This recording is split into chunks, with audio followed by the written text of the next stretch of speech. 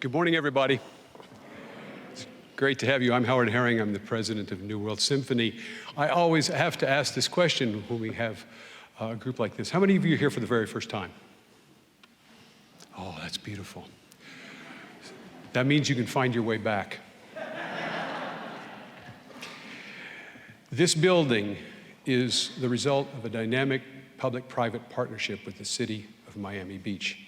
And we must all celebrate that. We did this together, and after 10 years, this is the 10th year of our building, we have created quite a cultural center of gravity. We're proud of it. That partnership continues because we switched out this last summer. We switched out our technology for the very first time. We now are projecting outside in 4K, 7,000 square feet of 4K visual. This is better than your television. Come and see it. Those are wall casts. We also built this as a community asset. We do about 70 concerts a year. We do about 70 third-party sessions a year. Everything from startup groups, the various chiefs of police have a dinner here annually. This is really part of the community, and we're very proud of it. We are wall casting 12 times a year. We're putting our concerts outside on the wall. We're turning the building inside out with the cameras that you see in their array around the stage. I hope if you haven't come to a wallcast, I invite you to be with us. 80% of the wallcast audience comes in groups of 5 or more. This is community. 75% have never purchased a ticket to the New World Symphony. It is a second audience. 34% identify as non-white. It's beginning to reflect Miami. It's a very important thing for us to be in this position. And last of all, 40% of the audience include Lincoln Road in their experience. So we do our best to bind the community together. If you were here last weekend, you saw us in space mode. All of these acoustic baffles above take visuals, and we were out into outer space. But this coming weekend, it's Alma Latina, all about Spanish music. I hope you'll be with us. I hope you'll come back. And now it's my privilege to introduce the city manager of Miami Beach, who is an incredibly responsive individual as far as I am concerned. He and I have cooked up some great projects together, and I think we will do more. And he is also the best reader of The Night Before Christmas at our annual Christmas concerts. Jimmy Morales.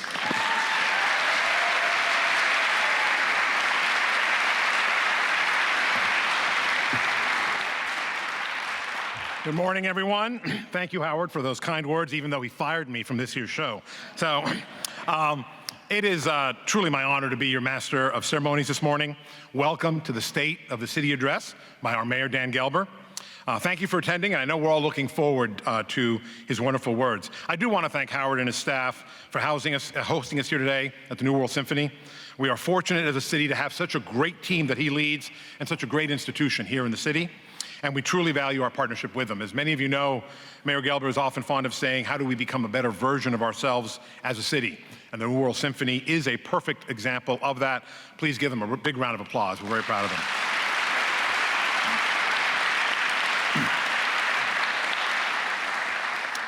And now, please rise if you're able, as our Miami Beach Police Honor Guard present the colors. Honor Guard, present colors.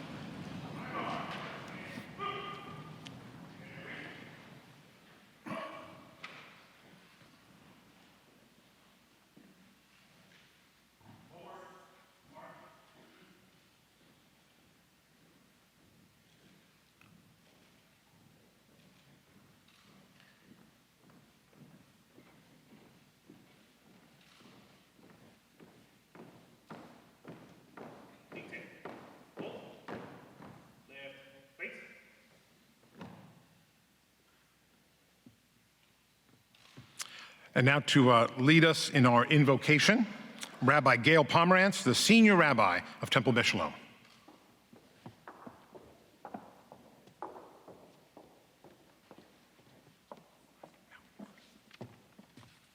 Good morning.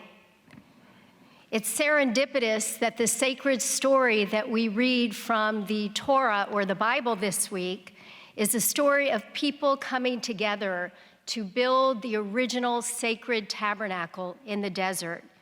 a central place of gathering for the community.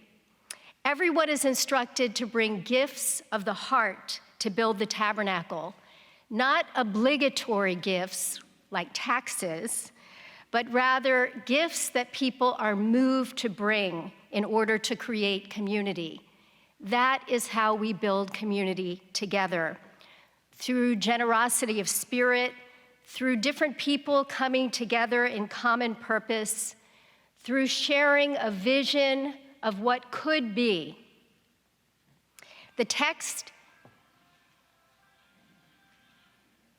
goes on to teach us about the architect of this project.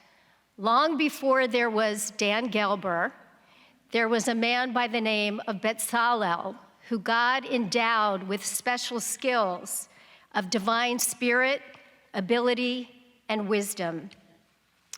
As we convene this State of the Union of our Magic City, we pray for all of those who serve us with selfless devotion, and we ask that God bestow upon them that very same divine spirit of skill, ability, and wisdom, that they may bring all of us together, this magnificent rainbow of people of Miami Beach, in common purpose and with a shared vision, that our fair city of palm trees, ocean, and sand be a beacon of civility, diversity, innovation, and opportunity for all. Amen.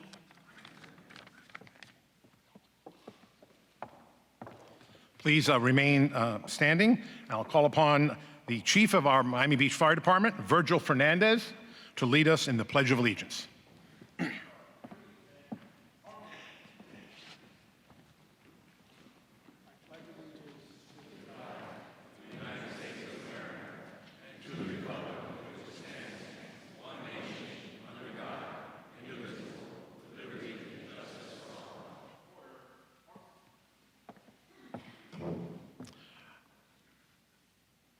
And now we'll be hearing from the New World Symphony Brass Quintet with America the Beautiful.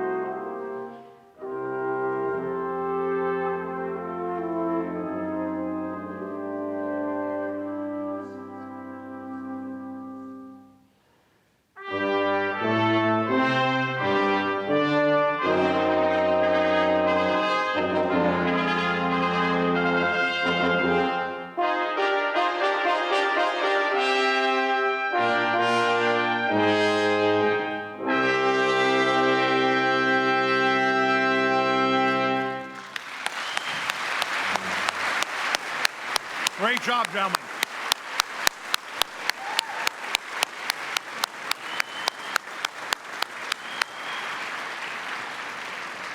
Great job, gentlemen.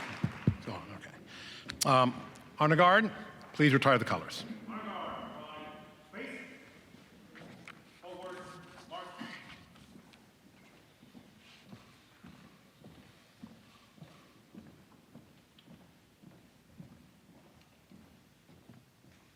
You may be seated.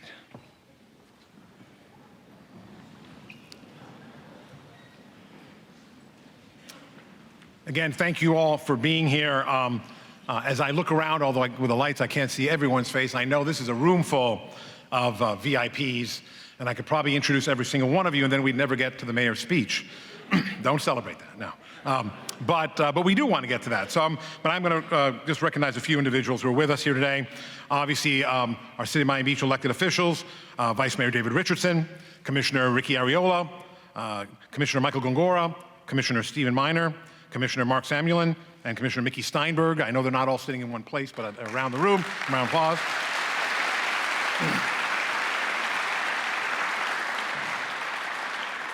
I want to recognize my friends, and I mean this in full sincerity, who are the other three city charter officials, City Attorney Raul Aguila, City Clerk Rafael Granado, and our IG, our newest charter official, Joe Senorino. I think I saw them all here today.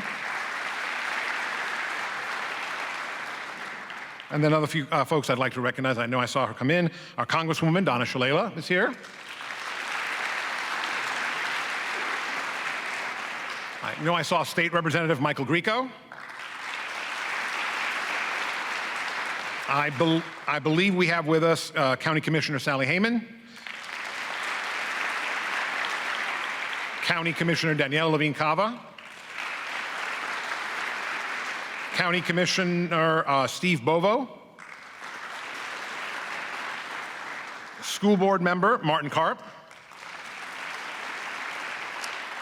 I know we have Christine Del Portillo, who is the South Florida District Director for, I guess, Rick Scott, U.S. Senator Rick Scott.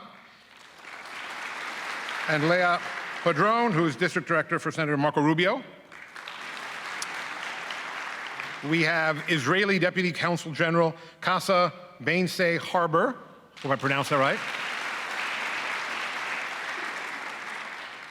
And although not current elected officials, but two, in light of last year's Hall of Fame, I know we have with us this morning Norman and Irma Brayman, one of our first inductees to the Miami Beach Hall of Fame. And I'm also told, I haven't seen her, that our former Mayor Matty Bauer is here, also a member of the first class of the Hall of Fame. So thank you all for coming. So now we arrive at the moment that has brought us all here together. As some of you know, usually I speak after the mayor at groundbreakings and ribbon cuttings, and he loves ribbing me when he introduces me. So today I have the distinct pleasure of introducing him. I could never have imagined when I was a student at Nautilus Junior High many years ago that one day I would be introducing my good friend Barbara's older brother Danny to deliver a State of the City address. And I know I saw Barbara here, I love her. I have many fond and special memories of the Gelber family, from catching the garter at Sister Judy's wedding, to great years at Beach High with his mother Edith, to being sworn in as an attorney by his dear father Seymour.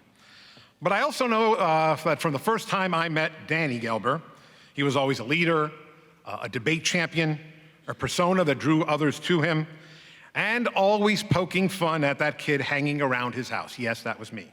I watched with high-tide pride as Dan Gelber served his community and nation as an assistant U.S. attorney, prosecuting civil rights and public corruption cases.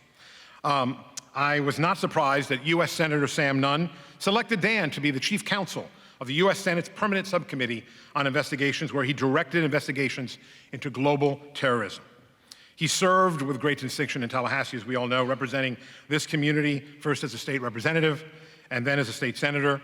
He knew how to work across the aisle and get things done, which is why his Democratic colleagues in the House elected him to be minority leader. Not bad for a guy who went to that other school in Boston. But Dan's community service was not just a professional endeavor.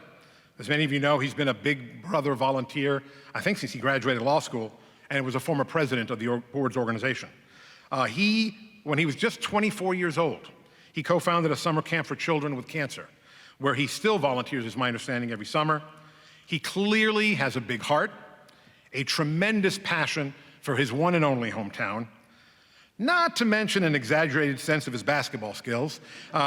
Mayor Francis Suarez is still waiting for that match, but the mayor likes to kid around and say that his father called me the son he always wanted.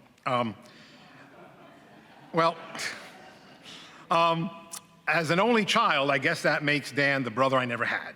And as you might imagine, it's been an incredible experience to work side by side with him, to leave a legacy for this city, which has given both of us so much. Therefore, without any further ado, it is my honor and pleasure to introduce to you my friend, my brother from another mother, my colleague, and our great mayor, Dan Gelber.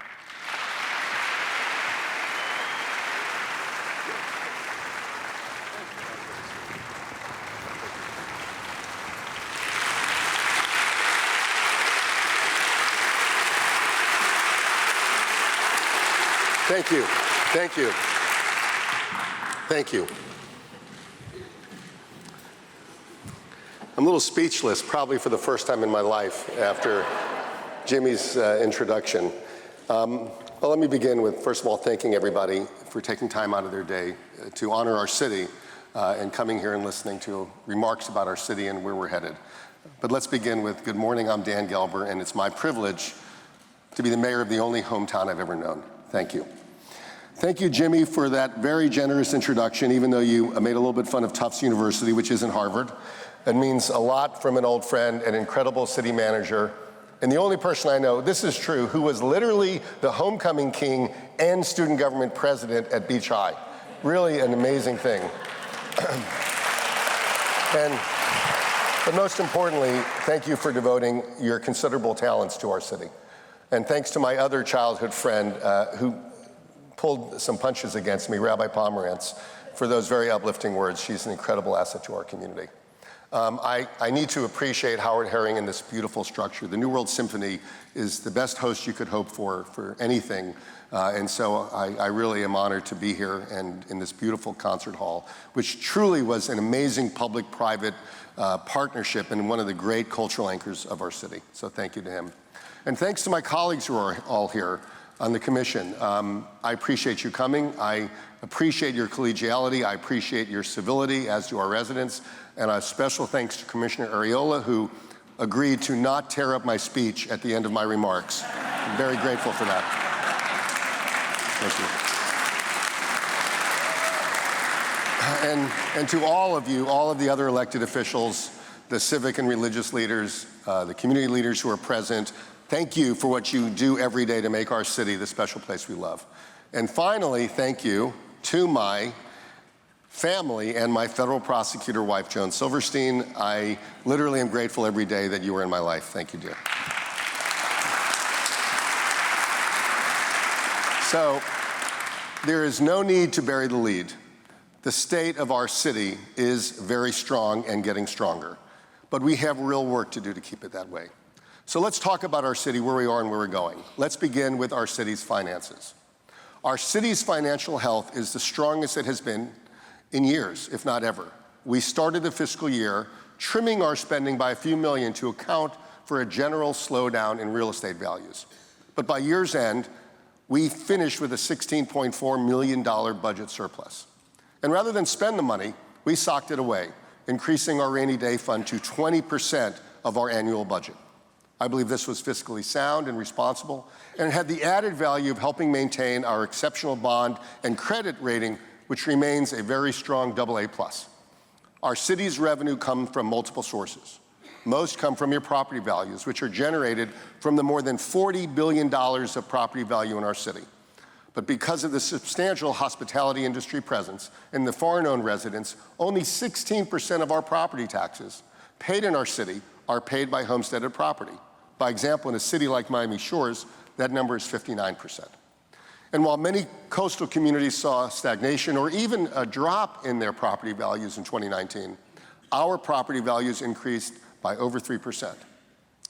In our current budget, we were able to keep our operational millage rate for all taxpayers at the same levels as the past 3 years, the lowest ever in city history, without impacting any public-facing city services, thanks to new efficiencies and cost savings. So I want to thank our CFO, John Woodruff, and his team, and Commissioner Ricky Arriola, who chairs our Finance Committee. Thank you, gentlemen and ladies. Our city debt also remains low. It's only 3%, even after a slight bump that followed the issuance of the first tranche of our general obligation bonds that were approved by our residents last November. Our GeoBond program commits $439 million of your money to 57 different projects throughout the city. The projects range from citywide street and sidewalk repaving to park improvements for pedestrian and cyclist safety to public safety and traffic calming and infrastructure improvements. When residents approved the general obligation bonds with 70% support, you did so with the promise that the city would deliver these quality of life enhancements in a timely and transparent manner. We take that promise very seriously.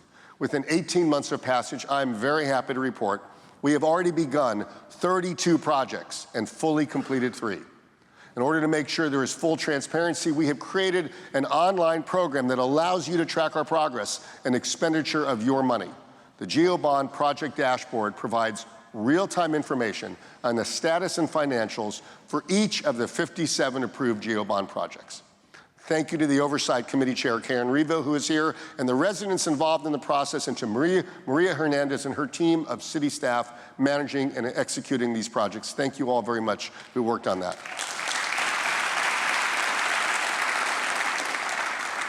With the help of the GeoBonds, our city park system is in the midst of an unprecedented renaissance and expansion. Now, parks provide recreational opportunities. They preserve property values, and most importantly, give family and friends and their pets beautiful spaces in which to share common experiences and make us a community. And in our city, where many residents don't have yards, they are really important. So we are on our way to adding over 30 acres of new park space around the city and upgrading 20 existing parks. We are also adding 5,000 new trees to invigorate our city's canopy. And here are some of the exciting new green spaces to look forward to. For more than a decade, the southern entryway to our city was defined by a disgusting, hollowed-out building sitting in an equally ugly, vacant lot. So last year, we demolished the abandoned building on 6th Street, and the ugly, vacant lot is now on its way to being transformed into a world-class 3-acre park.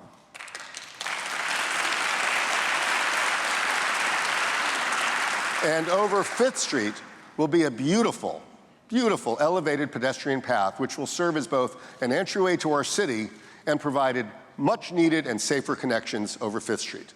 And that's going to be just beautiful when you see that. Last week, our commission approved a settlement that would assure the substantial completion date of the park by 2023, if not earlier, thanks to the developers and the resident leaders who work together to make this a reality. Another new park in the queue is the Par 3 Park, which will be known as Bayshore Park. This long-awaited park is now fully funded thanks to the GeoBonds, and we will be breaking ground later this year on what will be 19.5 acres of beautiful green space. It is designed with a central lake featuring a boardwalk and environmental remediation measures to help naturally reduce stormwater runoff, and will include an additional 259 trees, 6 tennis courts right next to the high school, a children's playground, and a dog park. If you had not noticed, the parking lot across from our new convention center was recently replaced with a 5-acre park now known as Pride Park. It features 500 new trees, a veterans plaza, an ample open space for activities and public art installations and community activations. Also, we just opened Collins Canal Park, which connects 2 communities behind the convention center and features great public art as well. And of course, North Beach has significant upgrades in green space as well. We just opened a new park, Altos Del Mar, and the GeoBond program provides for a major project that will include a park, library, and aquatic center in the 72nd Street parking lot. Thank you to John Rebar and his team for everything they do to make our parks and park programs world-class. Thank you, guys.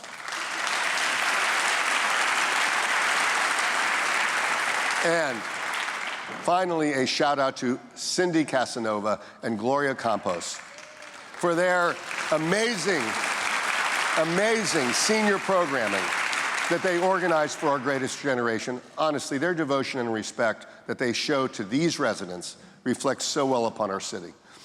Well, while we might not think of them as parks, our beaches and bayfront area are actually the biggest parks in the city. Our vision of an uninterrupted beach walk at grade level from 88th Street to South Point is nearly complete. One of the last sections to replace from 24th Street to 45th Street is underway and expected to be completed by spring of next year, with plans to finish the final section of the beach walk in North Beach in early 22. We are also committed to creating this pedestrian experience along the bay, on the bay side from 1st Street to Lincoln Road. So thank you, David Martinez and his Capital Improvements Projects Department for moving these projects forward. Thank you, David.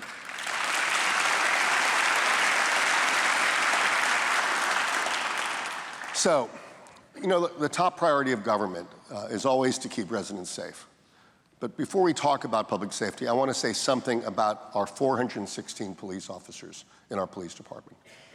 Each one wakes up every single day prepared to be a hero, prepared to put themselves in harm's way to protect us.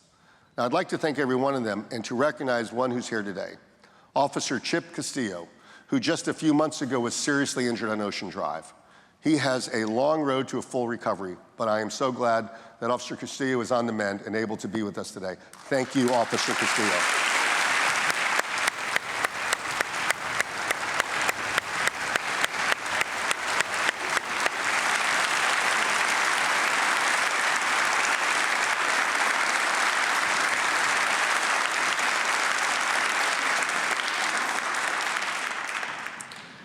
You know, we are a comparatively safe city, and overall our crime rate has been trending down over the last few years according to the latest uniform crime reports. But we have unique challenges, unlike many other places. Although our population has been relatively stable for decades at roughly 92,000 residents, we host millions of visitors a year, and our daily population can swell to well over 300,000. We are a famous destination, not just known for our beaches and cultural venues, but also for our restaurants and bars, which are hubs of late-night activity. Many of our visitors come from other countries, maybe not speaking English, with cash in their pockets. That is why, according to the FBI data, the vast majority of crimes in our city are actually directed at tourists. And while that number has fallen consistently for the last few years as well, there are still places in our community which at times don't feel safe.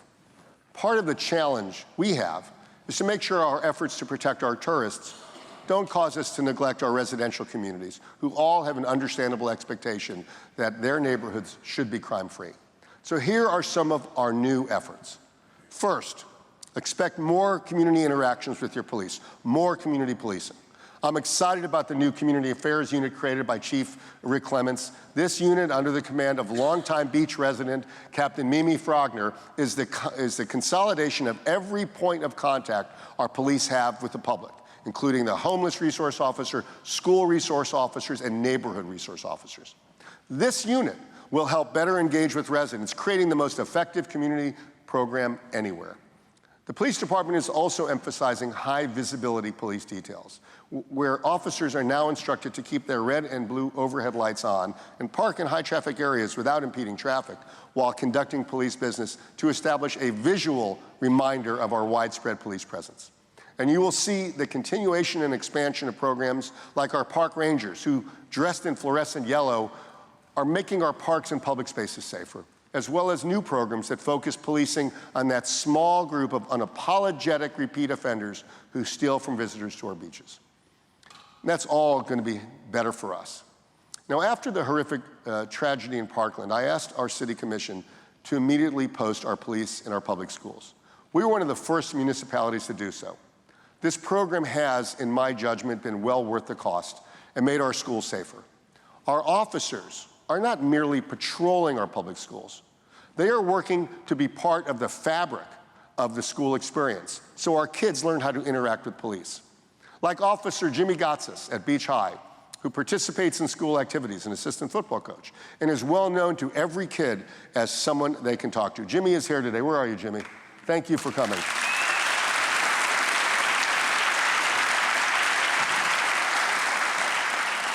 We've also helped with efforts to better secure our private and religious schools through training and offering of our police radios. But we can't stop at schools. With the rise of anti-Semitism and other hate crimes, our area captains and officers regularly have to work with all of our faith leaders to make sure we're doing everything we can to keep our many houses of worship safe. Efforts include training and on-site facility safety assessments and special action plans by our SWAT team to ensure proper police presence during heightened times of worship so the congregants feel safe when they attend services. We're also fortunate to have numerous private citizens who volunteer to make our city safer. Many residents participate in our Citizens Police Academy, where they learn how to involve residents in enhancing safety. And others participate in the online group Miami Beach Crime Prevention and Awareness, which has been very effective. Now, the GEO bonds also allocated $72 million for public safety and security infrastructure, like enhanced lighting in parks, deters crime, expansion of license plate readers to help us proactively prevent crime, bollards for high-traffic pedestrian areas, and security cameras in areas with heavy foot traffic like our beach walk and business districts.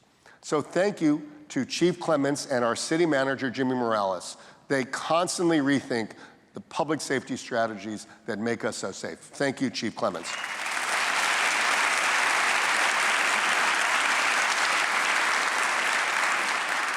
I also want to thank our Fire Chief, Virgil Fernandez, and our Miami Beach Fire Department. They do so much.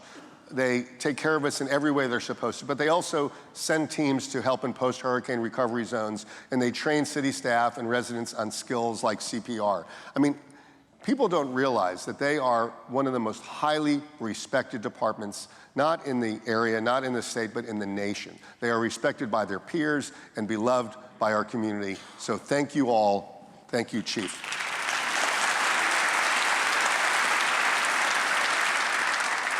Having a safe city is critical, because only then can you really create a sense of place like this for your residents. So whether your community is a dog park, a Pilates class, your shul, or your favorite coffee shop, part of what makes our city special is its year-long walkability. The ability to give families and friends or total strangers opportunities to share the community we all love. That's why we are enhancing pedestrian and cyclist safety citywide with GEO bond funds for traffic calming, expanded bike lane, and thousands of trees for additional shade. We're also fostering centralized town centers throughout our city and creating connective bridges so that over there seems closer and easier to get to. But mobility remains a real challenge. We are a barrier island with limited space that has to accommodate residents and millions of visitors. We have made strides with our free trolley service and have expanded routes to nearly 500,000 riders per month. But traffic is still too difficult too often. We need more long-term solutions.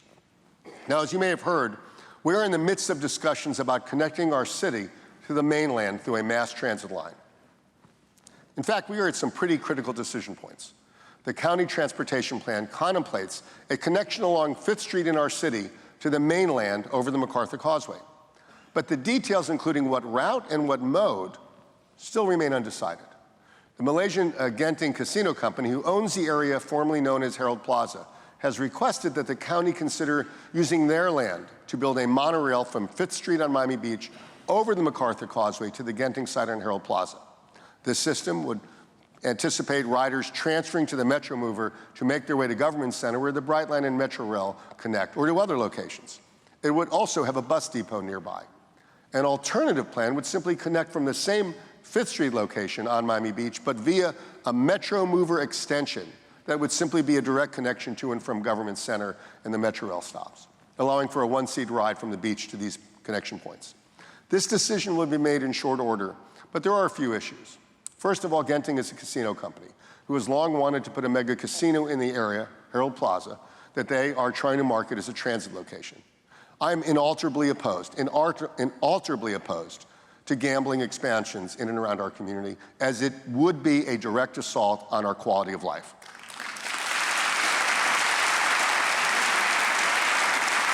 So we do need assurances that this is not in the cards, so to speak. Sorry about the metaphor. But make no mistake, I think we all need to support long-term mass transit solutions, and I think our commission feels exactly the same way.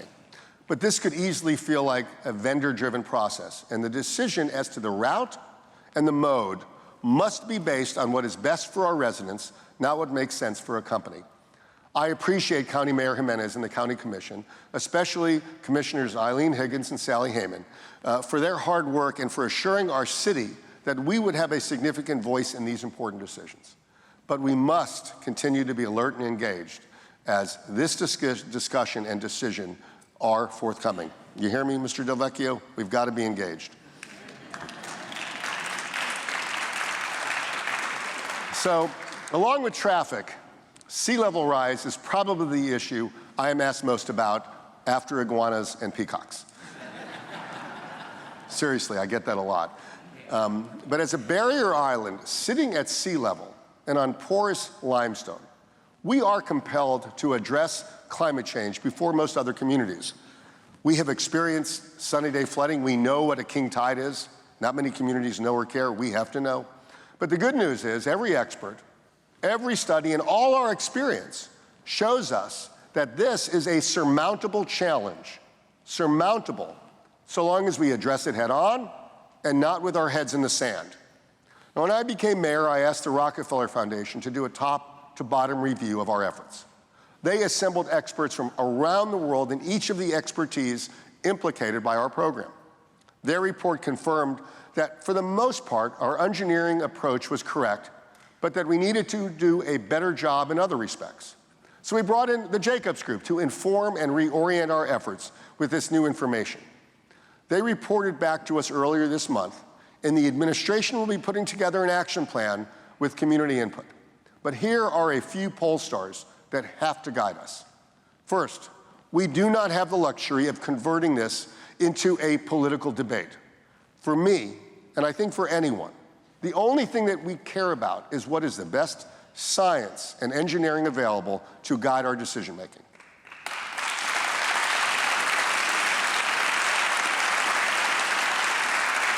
Second, we know much of what we are already doing, and 85 incidents of flooding have proven this, is working. And if you look and you see, it clearly is working. So there is no question that in the areas where we have raised roads, flooding has diminished. The financial markets have responded by reducing our stormwater insurance premiums and awarding us high bond ratings because of our resiliency efforts. And our property values are still faring better than other similarly situated communities.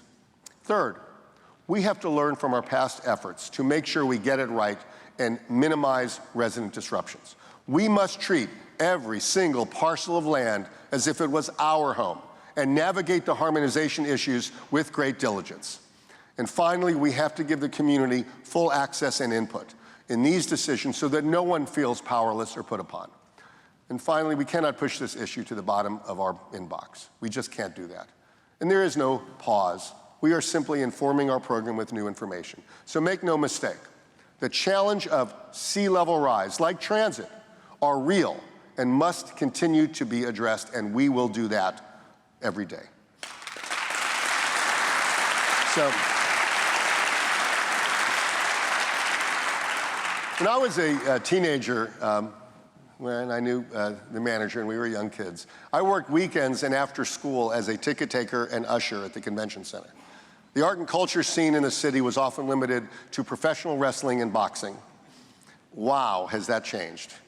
The Miami City Ballet, this building, and the New World, our amazing museums and cultural venues, and Art Basel have all made it clear that the very best version of ourselves is a community that embraces art and culture and the visitors who seek to experience it. So today, you never have to worry in our city that there is something to do. The problem is there may be too much, and you'll have to choose between a fascinating Miami new drama play at the historic Colony Theater, or an outdoor jazz concert on the lawn in Collins Park, or a cultural fair at the North Beach Fountain. We are no longer an emerging art and culture destination. We have fully and completely arrived. When my dad was mayor, he created both the city's Cultural Arts Council and the Art in Public Places program, which dedicates a % of public construction expenditures to public art purchases. These initiatives help foster the public's access, anyone's access, to the visual and the performing arts. Program like our Culture Crawl, which just began last year, a night of free access to participating cultural institutions and free transportation between venues across the city on our trolleys are a product of that.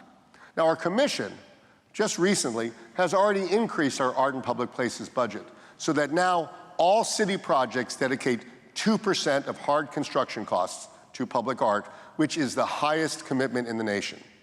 You can see many of these yes.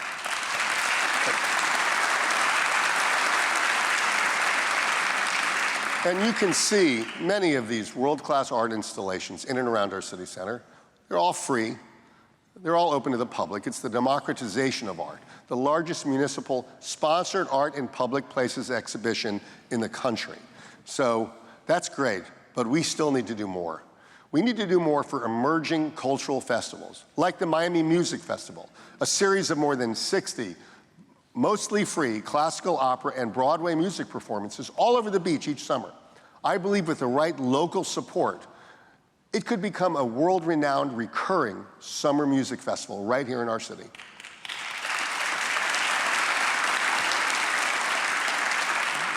That is why I think it's time for our commission to consider increasing the budget of our Cultural Arts Council, which has been stagnant for too long.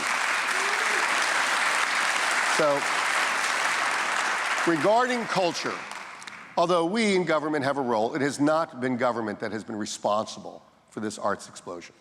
It has been people, private citizens and private organizations who believe that this is the best version of our city. So I want to thank all of you who have seen the canvas of our city and looked at it and seen the possibilities to create special and unforgettable moments for each of our residents and all of our visitors. Thank you to all of you who stood up and made something special right here in our hometown.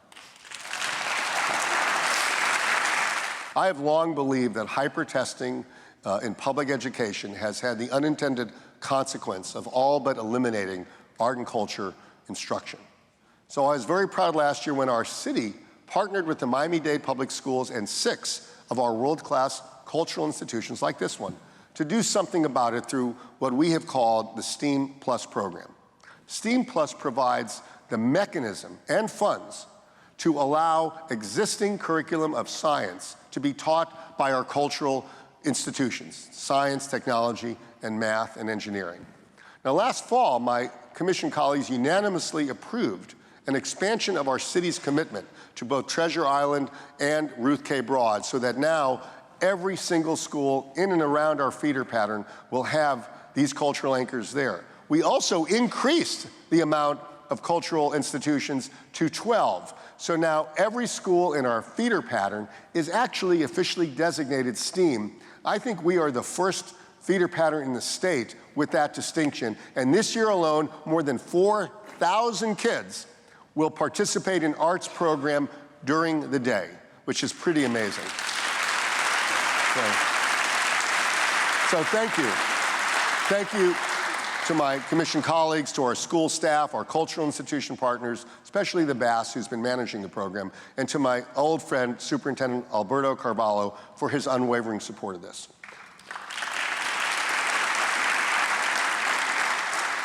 So look, we are no longer a city that coasts on the beauty of its beaches and inviting climate.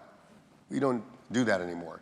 We realize that we need to devote ourselves to be more than a beach, to constantly elevate our community, to complement these natural gifts, to make it even more special.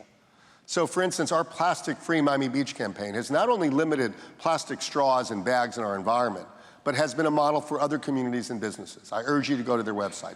Fox Sports, when they located on Ocean Drive for the Super Bowl, followed our lead and went plastic-free, which is pretty amazing. I want to thank my daughter, Sophie, whose urging was the reason I became so interested in this. So please give a round of applause for Sophie.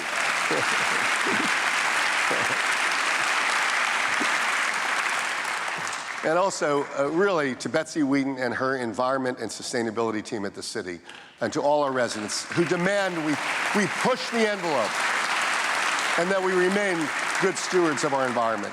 When it comes to inclusivity and LGBTQ rights, we refuse to be second to anyone. We do not check boxes in this city. We create the boxes for other communities to check. That's who we are. This year, we received another higher than perfect score from the Human Rights Campaign, but there's more to do. For instance, I believe that there are more ways to leverage our city's procurement power to compel best practices in the market. And I want to make sure we do that. Let's make sure that in the area of social justice that we continue to blaze new ground. So here are some new or pressing issues that we need to address. And this is an important one. So our Holocaust Museum was dedicated exactly 30 years ago, almost to this day.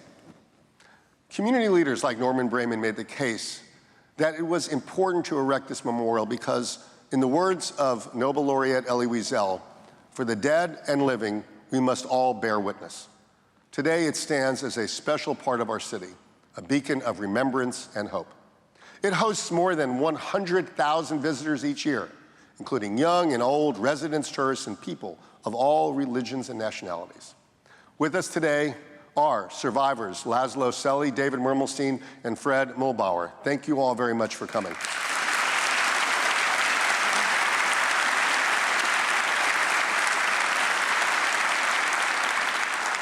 So recently, the Brayman and Katz families reached out to discuss a plan to expand the memorial in size and mission so it can have a more active and relevant presence in a world where hate clearly still exists.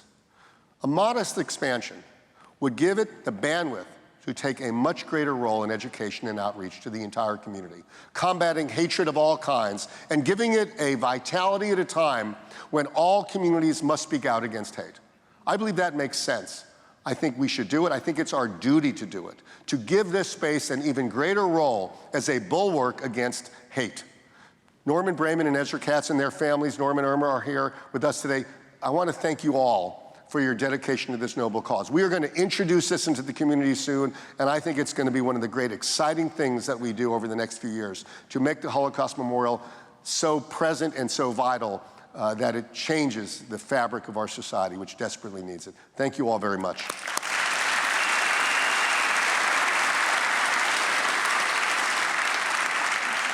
So a year ago, voters approved a convention center hotel to be built on the other side of Pride Park. The reason it was so vital was to give our beautiful new convention center the best opportunity to attract higher tier conventions. Their guests tend to stay overnight, they don't drive cars, and they spend generously in our city. So for the team for this hotel project was Jackie Sofer, Craig Robbins, and David Martin, who are not simply exceptional developers, they are also beach residents. It's amazing. So it was with great joy that I was advised yesterday that the hotelier that will be operating our new convention center hotel will be a company known for its best-in-class quality, its diversity and inclusion, and its support for art and culture. Yes, the convention center will be a Grand Hyatt.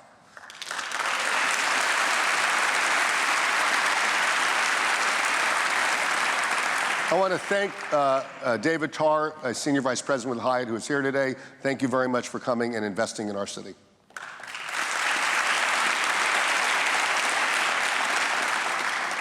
So during the Super Bowl, I think the entire world saw how uniquely stunning Ocean Drive can be. I mean, it was such a wonderful week for us, and our city looked spectacular. But Ocean Drive and our entire entertainment district sometimes doesn't meet expectations. Often it might feel like Bourbon Street or a place where anything goes. And while we are grateful to the efforts of the Washington Avenue and Ocean Drive associations who are attempting to elevate this district, more needs to be done. Since I've been mayor, we've banned the aggressive hawking that cheapened the atmosphere. Commissioners have scaled back the noise exemptions. We've eliminated the promoted parties and elevated the cultural programming taking place in Loomis Park, all attempting to make this a better place. We are now implementing requirements that late-night alcohol establishments retain off-duty officers and are even considering rolling back last call for alcohol by a few hours for certain difficult weekends. Well, we're keeping track of everybody who clapped. Thank you. Some of these initiatives will help, as will the new upscale hotels and businesses that are investing in this area, but more will be needed. A few months ago, the Commission approved some major structural changes coming from the Ocean Drive Committee, which I believe we need to begin implementing. So over the next few months, I think we need to take steps to begin the process of coming close to pedestrianizing some portions of 5th Street through 8th Street on Ocean Drive. And I think this, along with other changes, will give us, I believe, a real opportunity to elevate the experience and allow that area to become a place for anyone at any time. And that's in the offering right now. Lincoln Road remains one of the most popular pedestrian malls in the world. While it has seen many iterations over the years, I remember as a kid the trams coming up and down. Today there's a sense of real optimism that along with commerce, it can also be a true center of gravity for the arts in our city center district. From Botero sculptures along the boulevard to the Miami Music Festival pop-ups last summer. These activations, as we've seen them, are becoming increasingly daily, both in quality and in frequency. The city's forthcoming project for infrastructure enhancements, a big project, could provide a strong base for future cultural activations by the Lincoln Road bid, and we appreciate their honest collaboration in this partnership. Lincoln Road is here, man, and it's going to be beautiful. 41st Street is one of our most important entrances into our city, but it has also been neglected for far too long. That is why I established a 41st Street committee of residents and business owners to come up with improvements that the community would welcome. Some will be implemented immediately, like Commissioner Minor's initiative to wrap the streets up and down the entire street in lights. Others, like widening the sidewalks and other pedestrian-friendly infrastructure improvements, will come later. But we need to welcome any investment ideas for this critical boulevard in our city. And one portion of our city left totally unfinished for decades are the west lots. Those are the 8 blocks of vacant lots, over 9 acres of undeveloped land that face the beach between 79th Street and 87th Street.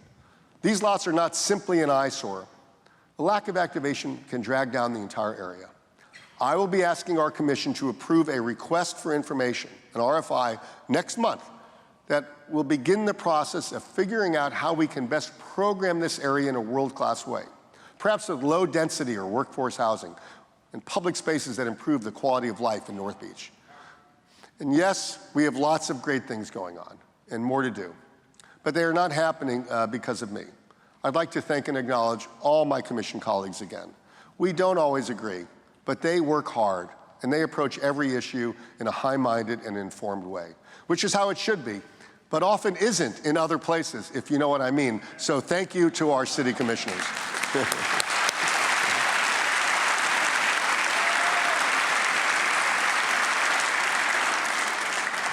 Also, to my exceptional Chief of Staff, Michelle Berger, and the staff.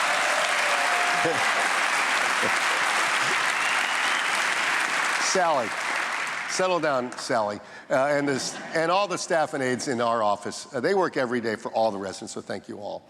And thank you to our city attorney, Raul Aguila, and our city clerk, Ralph Granada, and their teams. They provide wise counsel and terrific public-facing services every day, and I'm very grateful. We all should be very grateful to them.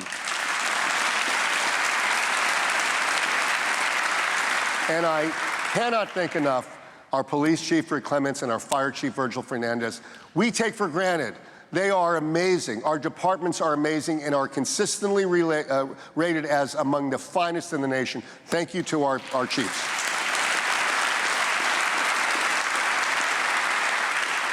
And to our newest charter officer, Joe Santorino, thank you for being our inaugural Inspector General. I am sure your efforts will elevate our city, and we appreciate both your suggestions and your criticism. We're mature enough to accept that. Thank you very much.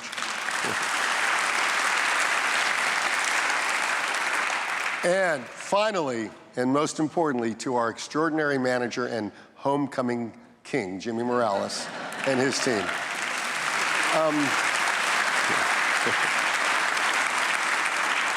Every day, Jimmy, you do things and your people do things that amaze me.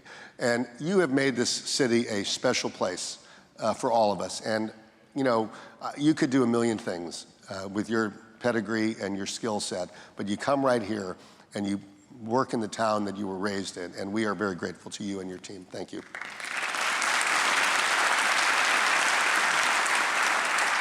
So, yes, I'm proud to report that the state of our city remains strong and is getting stronger. We are doing more, and we're doing it better than any time in our city's history, except for those couple of years my dad was mayor, because I think he would not like me saying that. But the most important update I can give you about our city is on the state of the spirit of our community. The fact that so many of our residents do so many special things, like the Turkin family, who after the loss of their beloved Jennifer, created a massively successful kindness campaign in all of our schools.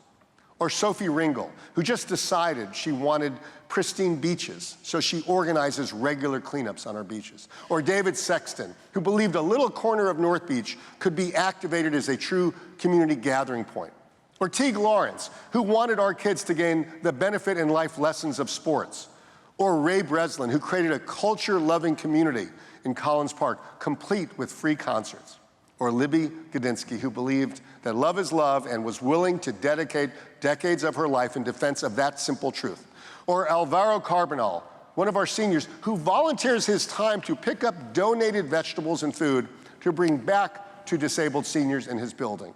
Or Jonathan Plutzik, who just decided that a hotel can also be a marketplace of ideas and culture. Or Frank Delvecchio and his lovely late wife, Marion, who decided many years ago that government is at its best when it is scrutinized by informed residents. I could go on literally all day, but this is what makes Miami Beach special, the character of our city. So when I see such selflessness and kindness, I can't help but wonder how our nation has become hostage to this growing divide that seems to value negativity over unity, not just incivility, but too often outright toxic hate. And most disturbingly, frankly, is how can elements of this exist in our community? We need to do better. If there is a city that can be an example of how to get along, of how to value civility and positivity, it is ours. Because frankly, we have no excuse for negativity. Look at all the blessings we enjoy. Millions of people every year, millions, save their money, bank their vacation time, so that they can leave their own communities to get a brief taste of ours. Imagine, millions actually dream of spending just a few mornings here. So smile. We get to wake up in Miami Beach every day. Thank you so much for allowing me to serve as your mayor. May God bless our city. May God bless our nation. Thank you. Thank you for listening.